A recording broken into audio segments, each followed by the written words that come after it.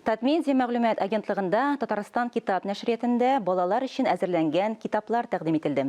Быел балаларга махсус 13 басма һәм аудио китап чыгарылган. Гомумән, ел саен нәшрият 200-гә якын исемдә әдәбият бастыра. Аларның 25-кә якыны балаларга адресланган.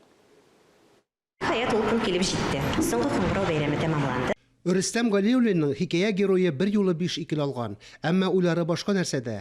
Каникулларда планшетта компьютер уеннарын уйнау турында хыяллана. Шунда көтелмәгән сюрприз була. Нинди дисезме?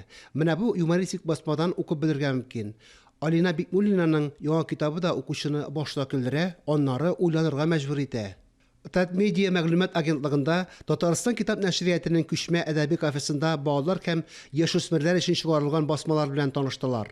Басмалар бик кызыклы, үзенчәлекле, туган телне, сүз байлыгын яхшырак өйрәнү мөмкинлеген бирәләр. Һәрберсе ана теленә мәхәббәт уятырлык. Идея стояла в том, чтобы людям было комфортно знакомиться с литературной сокровищницей.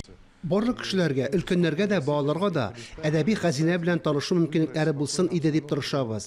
Үзләре өчен кызык дип тапкан басмаларны сайлый алсыннар. Быел гына да без 20 исемдәге китап чыгардык. Гомумән алганда, сатуның 20% балалар китапларына туры килә, һәм без монда өметле киләчәкне күрәбез. Әдәби дегустациядә укучыларның яңа әдәбият белән танышуы үзенә күрә бер мәгънәгә ия. Янәшәдә генә тәм-томнар белән чәй яки кофе эчеп алырга да була. Элегрәк бу бинада кафе булган. Мондагы кечкенә киштәләргә татар һәм рус телләрендә 700 китап куелган булуына ышанасы да килмәй. Якын киләчәктә биредә дөнья әдәбияты үрнәкләре дә барлыкка киертеп көтелә.